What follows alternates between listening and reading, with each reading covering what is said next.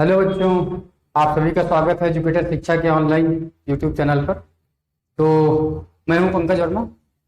आज से हम वेक्टर अलजेब्रा स्टार्ट कर रहे हैं मैथमेटिक्स में। और आपको पता है कि वेक्टर अलजेब्रा 12th का बोर्ड एग्जाम, जेई मेंस और जेई एडवांस दोनों में खूब कस के आती है। और इसके साथ एक और चैप्टर आएगा वेक्टर अलजेब्रा के बाद ही, 3D। और आपको पता होना चाहिए कि जो वेक्टर अलजेब्रा है और जो 3D है, दोनों लगभग लगभग इंटरकनेक्टेड है। यानी अगर आपको वेक्टर के बारे में पता है तो आप ये मान चलो कि अगर पूरी तरीके से आपने वेक्टर सीख लिया है तो आप 40% 3D कर चुके हो, है ना। तो स्टार्ट करते हैं और मैक्सिमम पार्ट हमारा वेक्टर में ही है। ठीक, तो आज हम कुछ बेसिक डिफिनीशंस के बारे में बात करेंगे, क्योंकि वेक्टर में क्या है, बहुत सारी डिफिनीशन है, बहुत सारी।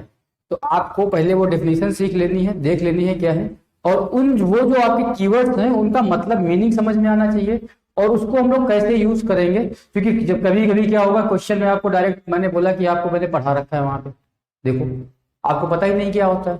तो आप पहले उन डेफिनेशंस को सीख लो, उन कीवर्ड्स को सीख लो, उसके बाद हम लोग आगे कंटिन्यू में एक लेक्चर चलाते रहेंगे।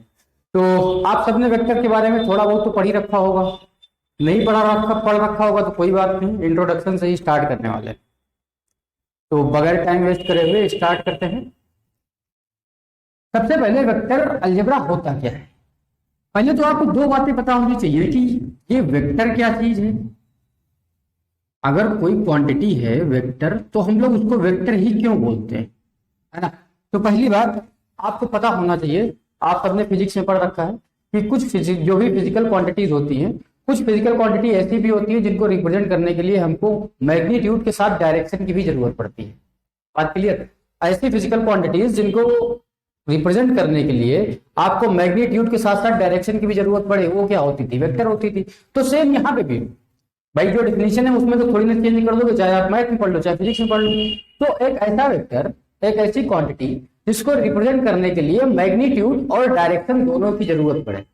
बात clear. A quantity, a physical quantity, a physical quantity which needs magnitude and direction both।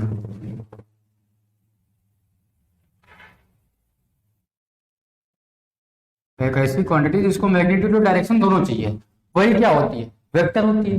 बात क्लियर। दूसरी बात आती है कि इस वेक्टर को रिप्रेजेंट कैसे करते हैं। भाई आपको ये पता हो गया वेक्टर है। दूसरा, हाउ टू रिप्रेजेंट। बात क्लियर। आप इस वेक्टर को कैसे रिप्रेजेंट करोगे। तो वेक्टर को रिप्रेजेंट करने के लिए हम क्या करते हैं, हम एक लाइन सेगमेंट के थ्रू वेक्टर को रिप्रेजेंट करते हैं। ध्यान रखिएगा, लाइन सेगमेंट। बात क्लियर। हम एक वेक्टर को रिप्रेजेंट करने के लिए एक लाइन सेगमेंट का इस्तेमाल करते हैं। लाइन सेगमेंट, लाइन सेगमेंट मैंने इसलिए बोला क्योंकि अगर आप बोलोगे कि हम वेक्टर को एक लाइन से रिप्रेजेंट करते हैं तो लाइन कितनी भी लंबी हो सकती है। बात क्लियर। और हर वेक्टर का एक पर्टिकुलर मैग्नीट्यूड होगा। तो हम जितना भी है जो लाइन सेगमेंट है, इस लाइन सेगमेंट को, जैसे मान लीजिए हमारे पास ये एक ए बी वेक्टर है, ठीक, ये एक ए बी लाइन है। अब इस ए बी लाइन की डिस्टेंस फिक्स है, यानी कि ये है एक लाइन सेगमेंट। अभी भी ये वेक्टर नहीं बना, जब आप इसके ऊपर एक एरो लगाओगे, बात क्लियर, तब जाके ये प्रॉपर वेक्टर बनेगा। यानी कि जो आपका ए और बी है, ये आपका बन गया vector A B. Vector A B लगाने के लिए आपको उसके सर के ऊपर एक एरो मारना पड़ेगा।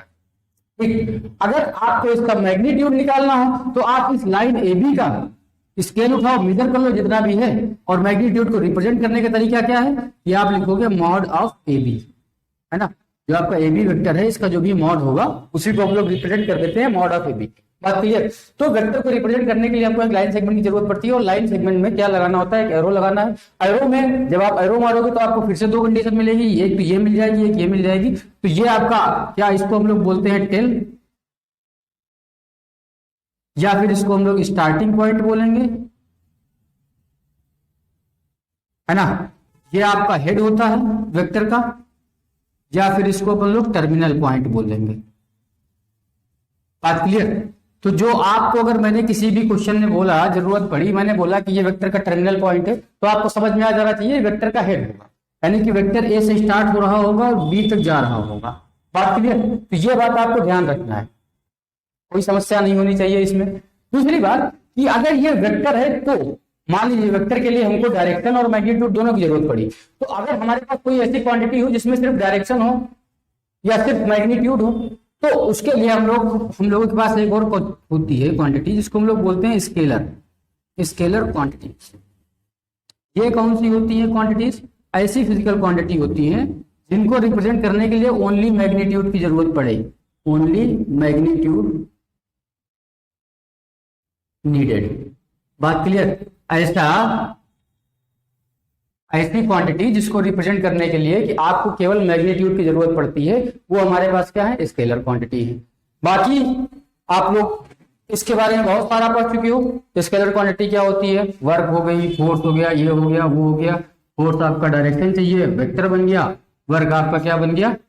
स्केलर है। अपन लोग को ज्यादा वर्क और फोर्स में नहीं एंट्री करना है, आगे बढ़ते हैं। तो ये आपको पता हो गया। आगे बढ़ते हैं धीरे धीरे। वेक्टर स्केलर हो गया, वेक्टर को हम लोग किस तरीके से रिप्रेजेंट करते हैं ये पता हो गया। अब देखते हैं टाइप ऑफ वेक्टर्स क्या क्या है ना, टाइप्स ऑफ वेक्टर। वेक्टर के कितने टाइप होते हैं? तो पहला आपके पास, इसको हम लोग बोलेंगे जीरो और नल वेक्टर। जीरो और नल वेक्टर। अब एक ऐसा वेक्टर जिसका मैग्नीट्यूड क्या हो? Zero. A vector whose magnitude is zero is called zero और नल वेक्टर। बात clear? A vector whose magnitude is zero, कितना? जीरो, इज कॉल्ड जीरो और नल वेक्टर। ठीक, मान लीजिए कि आपके पास कोई वेक्टर है ए बी, है ना। तो ये जो ए बी वेक्टर है, इसका अगर मैग्नीट्यूड आपका कितना हो जाए? जीरो, तो ये क्या होगा? ये एक नल वेक्टर रिप्रेजेंट कर रहा होगा। बात क्लियर? अगर किसी भी वेक्टर का मैग्नीट्यूड जीरो होगा तो वो एक नल वेक्टर को रिप्रेजेंट कर रहा होगा। बात समझ में आ गई? दूसरी बात, फॉर एग्जाम्पल, एक ये कंडीशन आपकी बन गई कि आपके पास अगर कोई वेक्टर है ए बी, उस वेक्टर का आपने मैग्नीट्यूड निकाला और मैग्नीट्यूड कितना निकल के आ जाए? जीरो, तो वो हमारा नल वेक्टर बन गया। दूसरी कंडीशन ये भी हो सकती है कि अगर मान लो आपके पास कोई वेक्टर है ए है, आपने इस ए में किसी एक वेक्टर को ऐड कर दिया, जीरो वेक्टर को। ए में आपने एक नल वेक्टर को ऐड कर दिया, जीरो को। ये आपका क्या है? नल वेक्टर है। ध्यान रखना, ये जीरो है, नल वेक्टर। तो क्या इस ए पे कोई इफेक्ट पड़ेगा? कोई इफेक्ट नहीं पड़ेगा, ए आपका एज इट इज ए ही रहेगा। तीसरी बात जिसमें पॉसिबिलिटी हो सकती है, अगर मान लो आप सबने थोड़ा बहुत पढ़ रखा होगा डॉट प्रोडक्ट और क्रॉस प्रोडक्ट क्या होते हैं, है ना। और आप सबको पता है कि जब भी आप क्रॉस प्रोडक्ट लेते हो, अगर हम किसी एक वेक्टर ए और उसका क्रॉस प्रोडक्ट ले लें जीरो वेक्टर के साथ, तो जो रिजल्ट आएगा वो भी क्या आएगा? जीरो। बट जीरो नहीं आएगा, क्योंकि आपको पता है कि अगर कोई आप किन्हीं दो वेक्टर का क्रॉस प्रोडक्ट लेते हो ए और बी का, तो रिजल्ट जो आता है आर, ये हमेशा एक वेक्टर क्वांटिटी होना चाहिए। यानी कि अगर आप ए और जीरो का क्रॉस प्रोडक्ट ले रहे हो, ए और नल वेक्टर का, तो इसका जो रिजल्ट आना चाहिए ये भी क्या आना चाहिए? वेक्टर आना चाहिए। मतलब इसके ऊपर आपको एरो मारना पड़ेगा। अब क्लियर? अगर आप सोचो कि आपने ए वेक्टर और जीरो के साथ डॉट ले लिया, अब क्या ये जीरो आएगा? पॉसिबिलिटी है। सोचो, आपने इसके ऊपर एरो मार दिया, क्या है? लिखने का तरीका सही हुआ? लिखने का तरीका गलत हो जाएगा। ये बात समझे? अब इस पे थोड़ी सी चर्चा कर लेते हैं कि क्या है कहानी। इसको समझने से पहले आप इस छोटी सी बात को समझिए। अगर आपके पास कोई दो वेक्टर हैं, एक ए है और एक बी है, ठीक, आप इन दोनों का क्रॉस प्रोडक्ट ले रहे हो और इनका मैग्नीट्यूड आ रहा है जीरो, तो इट मीन्स कि ए और बी के बीच का जो एंगल बन रहा होगा वो कितना होगा।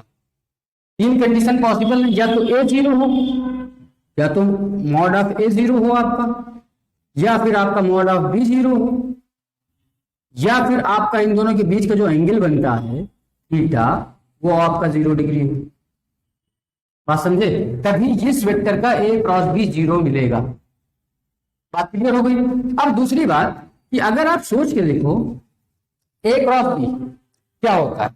ए क्रॉस बी आप सबने पढ़ रखा है, थोड़ा सा ये भी जानते हो क्योंकि सबने फिजिक्स पढ़ रखी है। ए क्रॉस बी होता है ए बी साइन थीटा, और साथ में आपको पता है कि ये पूरा वेक्टर है तो एक यूनिट वेक्टर एन। बात क्लियर। तो या तो मॉड ए जीरो हो तब जीरो हो सकता है, तो मॉड बी जीरो हो तब जीरो हो सकता है, या फिर आपका जो थीटा है वही जीरो तभी जीरो हो सकता है ना। तो एक ही यही तीन कंडीशन बन सकती है। अब अगर आपने किसी जीरो वेक्टर को किसी वेक्टर के साथ क्रॉस प्रोडक्ट कर लिया तो जो रिजल्ट आएगा वो भी क्या होगा, वेक्टर के फॉर्म में ही आना चाहिए। तो ये बात क्लियर हो गई जीरो और नल वेक्टर का क्या काम है ना। पहली बात इसमें याद रखनी है कि इसका जो मैग्नीट्यूड होगा वो जीरो के बराबर होगा, और अगर जीरो वेक्टर को आप किसी के साथ ऐड कर देते हो तो उसके ऊपर कोई इफेक्ट नहीं पड़ने वाला। दूसरी बात, अगर आप जीरो वेक्टर को किसी के साथ क्रॉस प्रोडक्ट लेते हो तो हमेशा ध्यान रखना कि वहां पे जो रिजल्ट आएगा वो वेक्टर में ही रिप्रेजेंट करा जाएगा। ठीक, आगे बढ़ते हैं। तो ये हो गया आपका जीरो वेक्टर। जीरो वेक्टर के बाद दूसरा हेडिंग डाल लीजिए यूनिट वेक्टर। ऐसा यूनिट वेक्टर दूसरे नंबर पे, जैसा कि आपको नाम से ही दिख रहा है कि यूनिट वेक्टर यानी कि एक ऐसा वेक्टर जिसका मैग्नीट्यूड क्या हो 1, a vector whose magnitude is 1, a vector whose magnitude is 1 is called unit vector। देखते हैं इसको रिप्रेजेंट का है यूज का है करते हैं। अब सोचो एक ऐसा वेक्टर जिसका मैग्नीट्यूड 1 है ना, यानी कि अगर आप उस वेक्टर को किसी के साथ मल्टीप्लाई कर दोगे, क्योंकि आप सबने पढ़ रखा है अगर 1 को किसी के साथ मल्टीप्लाई कर दो तो कोई फर्क नहीं पड़ता उसके मैग्नीट्यूड में, है ना। तो अगर इस 1 को आप किसी के साथ मल्टीप्लाई कर दोगे तो क्या उसका मैग्नीट्यूड चेंज होगा? कभी बिल्कुल नहीं चेंज होगा। तो इस वेक्टर का यूज क्या है? अगर आपको सपोज करो कि कभी आपको किसी वेक्टर की डायरेक्शन बतानी हो तो हम लोग किसका यूज करते हैं वहां पे? यूनिट वेक्टर का। ये इसका सबसे बड़ा रिजल्ट है कि unit vector is always used for representing direction of any vector।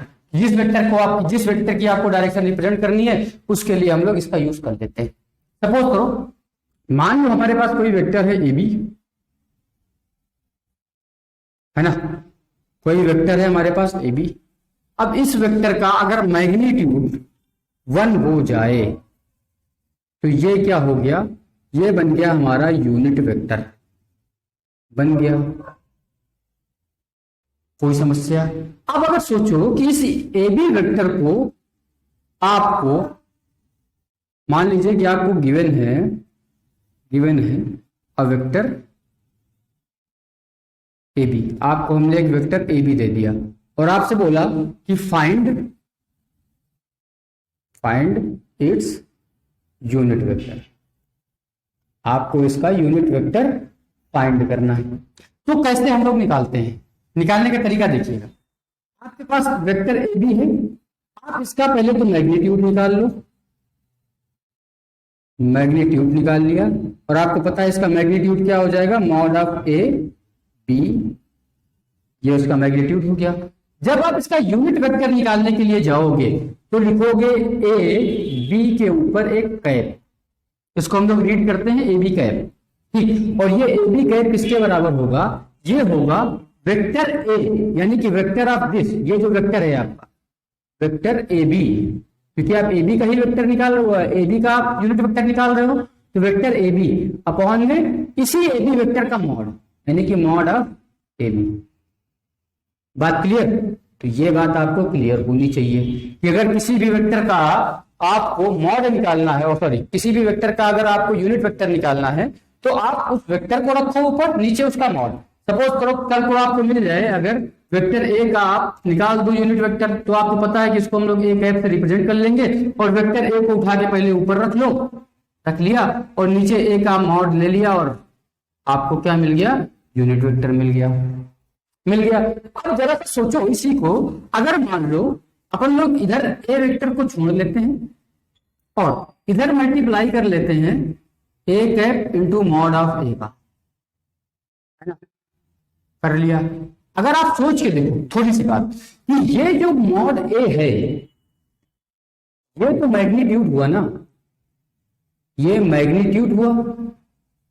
और अभी हम लोगों ने बताया था, अभी ऊपर हम लोगों ने एक लाइन यूज करी है कि unit vector always use for representing direction, यानी कि अगर ये मैग्नीट्यूड हुआ तो यहाँ पे ये यूनिट वेक्टर है ये सिर्फ ये बताएगा कि ये जो मैग्नीट्यूड है ये किस डायरेक्शन में है, देखो। और ये पूरा जो यूनिट वेक्टर और मैग्नीट्यूड का मल्टीप्लिकेशन है यही किसके बराबर है, वेक्टर के बराबर है।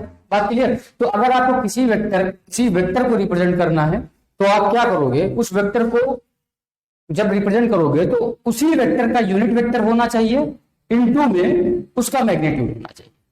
बात क्लियर। अगर कल को मान लो आपको हमने दे दिया कि वेक्टर बी है आपके पास और इस वेक्टर को आपका यूनिट वेक्टर आप इसका निकालना है, तो आप क्या करोगे, इसका यूनिट वेक्टर निकाल लोगे, B cap is equal to vector B upon में मॉड ऑफ बी।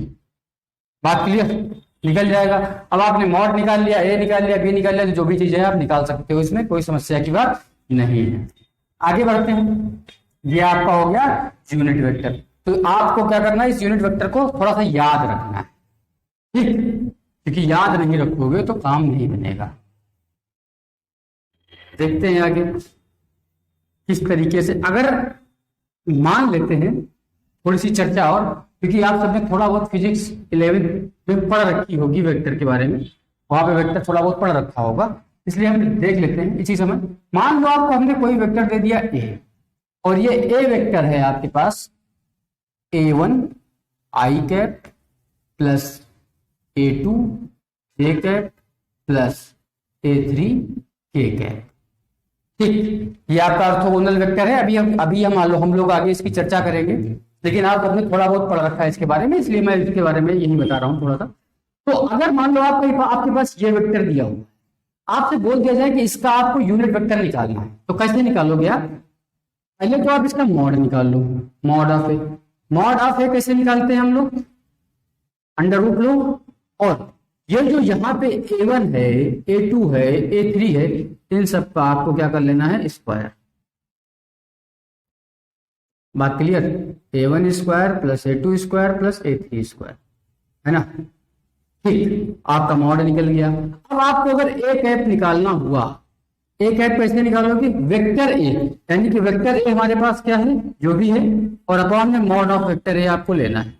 तो वेक्टर ए हमारे पास है a1 i cap plus a2 j cap plus a3 k cap, और नीचे से क्या आया, नीचे से हमारे पास आ गया a1 square plus a2 square plus a3।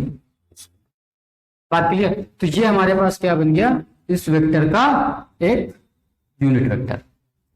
समस्या का समाधान हो गया। आगे बढ़ते हैं, ठीक, क्योंकि बहुत बड़ा चैप्टर है और इसमें बहुत सारी थ्योरी है। अगला हेडिंग क्या है, अगली हेडिंग डाल लीजिए कि फ्री और लोकलाइज्ड वेक्टर। तीसरा है ना ये आपका, फ्री और लोकलाइज्ड वेक्टर। ये क्या होते हैं, फ्री और लोकलाइज्ड वेक्टर? मान लो कि आपके पास कोई वेक्टर है ए बी, फिर से वही कहानी, हमारे पास एक वेक्टर है ए बी, है ना, और ये इसका स्टार्टिंग पॉइंट हुआ, ये इसका टर्मिनल, ये ए बी आपका वेक्टर है, ठीक। अगर आप इस वेक्टर को यहां से उठाओ और इसी के पैरेलल, यहां से हमने उठाया और इसी के पैरेलल इसकी जो लाइन ऑफ एक्शन है ये नहीं कभी चेंज होनी चाहिए। मतलब जब भी आप जाओगे तो इसी के पैरेलल इसको शिफ्ट करो। यहां से उठाया आपने, आगे बढ़ा लिया, उसके बाद पैरेलल शिफ्ट करा, जहां पे भी शिफ्ट करोगे ये इसी के पैरेलल होना चाहिए, ठीक। मान लीजिए कि हमने यहां से उठाया और हमने इसको कहीं यहां पे शिफ्ट कर दिया, ये आपका ए हो गया, बी हो गया, और ये आपका वेक्टर ए बी शिफ्ट कर लिया आपने। अगर आप देखो तो ये ए बी यहाँ पे भी है और ए बी यहाँ पे भी, दोनों अभी क्या है, मैग्नीट्यूड सेम है और डायरेक्शन भी सेम है। ठीक, तो अगर किसी वेक्टर को स्पेस में शिफ्ट करते और उसका मैग्नीट्यूड और डायरेक्शन पे कोई इफेक्ट नहीं पड़ता है, बात क्लियर। अगर आप किसी वेक्टर को स्पेस में शिफ्ट करते हो और उसके मैग्नीट्यूड और डायरेक्शन में कोई इफेक्ट नहीं पड़ता है तो आप उसको बोलोगे फ्री वेक्टर। बात क्लियर। जैसे अगर आप सोचो कोई आपका दोस्त है, दिन भर घूमता रहता है ना, जो दिन भर बढ़िया घूमे मस्ती में, और उसके घर वाले उसको कुछ ना बोले तो वो क्या है, वो फ्री है। ठीक, तो इसी तरीके से ये वेक्टर भी क्या है, फ्री है। जब आप इसको शिफ्ट करोगे तो ना तो इसके मैग्नीट्यूड पे कोई इफेक्ट पड़ने वाला है, ना इसकी डायरेक्शन में कोई इफेक्ट पड़ने वाला है। अगर मान लो इफेक्ट पड़ जाए, नहीं पड़ा तो फ्री वेक्टर, और पड़ गया तो वो लोकलाइज्ड वेक्टर हो गया। बात क्लियर। तो ये बात आपको क्लियरिटी से पता होनी चाहिए। आगे बढ़ते हैं, इसमें बस इतना ही। आगे बढ़ते हैं, आगे हेडिंग डाल लीजिए 4th नंबर पे, position vector.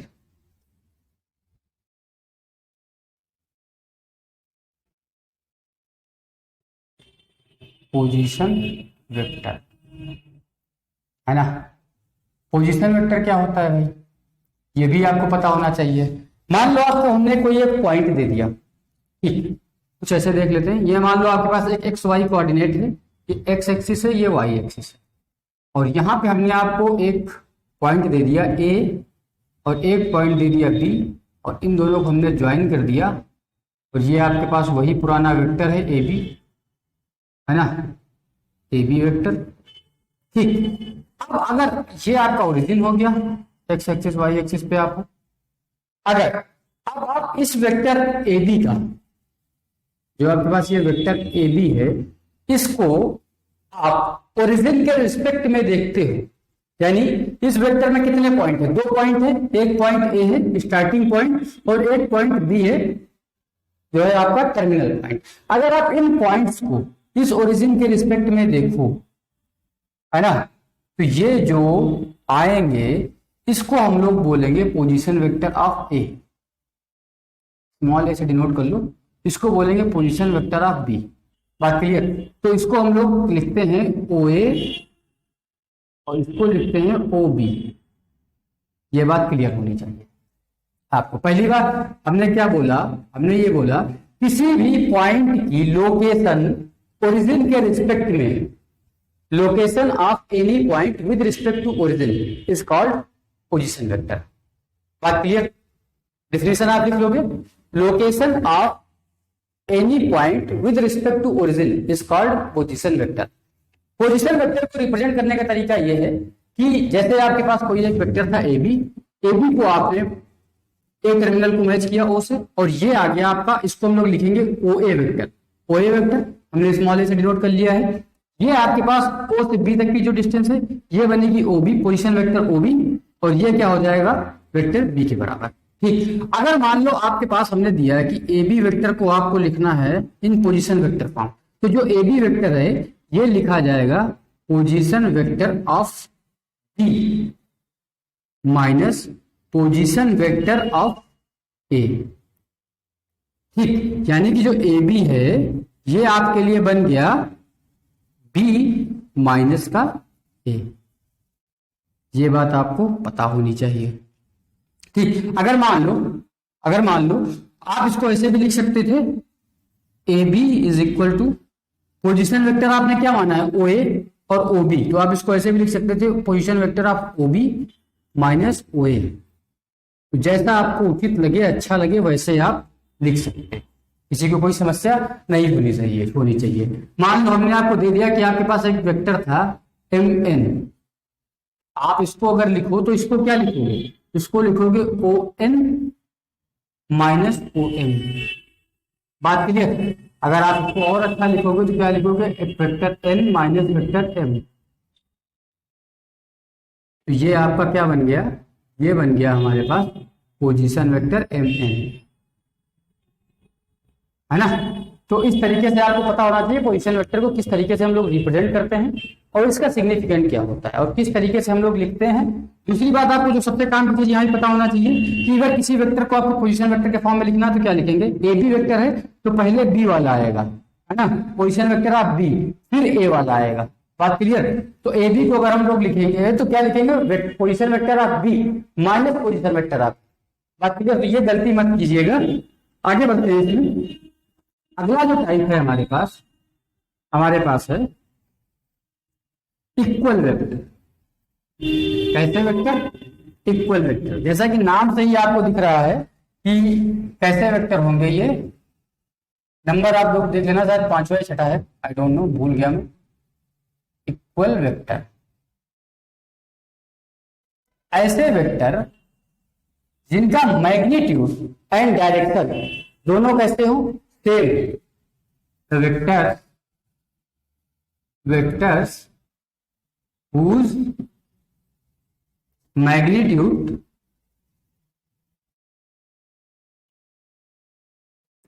and direction both are same। मान लो कि आपके पास कोई दो वेक्टर हैं, एक ए वेक्टर है ये, है ना, एक है वेक्टर बी,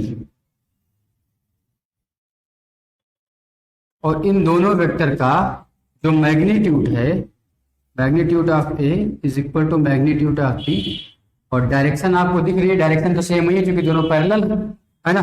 तो ये दोनों कैसे वेक्टर हो जाएंगे, ये दोनों हो जाएंगे इक्वल वेक्टर। बात क्लियर। इसी के आगे एक और ले लीजिए। अगर मान लो हम आपसे बोल दें कि अनइक्वल वेक्टर क्या होंगे, अनइक्वल वेक्टर्स ये क्या होते हैं। अगर मान लो आपके पास ये जो दो वेक्टर हैं ए बी, है ना, ये जो ए बी वेक्टर हैं इनका भी मैग्नीट्यूड और डायरेक्शन दोनों सेम है। अगर दोनों में से कोई भी एक चीज अलग हो जाए, मान लो इनका ना मैग्नीट्यूड सेम ना रहे या फिर डायरेक्शन सेम ना रहे या दोनों ना सेम रहे, तो वो वेक्टर कैसे होंगे, अनइक्वल वेक्टर हो जाएंगे। ऐसे वेक्टर जो इक्वल ना हो तो वो क्या है, अनइक्वल वेक्टर है। बात क्लियर, इसमें कोई समस्या नहीं होनी चाहिए। इसी के साथ आगे बढ़ते हैं तो 8 नंबर पे आता है हमारा कोलिनियर वेक्टर। कोलिनियर वेक्टर, है ना, और 9th नंबर पे आ जाएगा हमारा पैरेलल वेक्टर।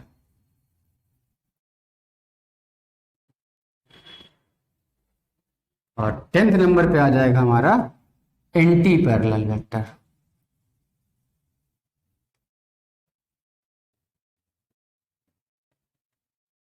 तो इन सब के बारे में फटाफट देख लेते हैं। कोलिनियर वेक्टर ऐसे वेक्टर होंगे जो जिनका जो स्टार्टिंग पॉइंट और एंडिंग पॉइंट है, जैसे मान लीजिए आपके पास एक वेक्टर है ए बी, ये ए।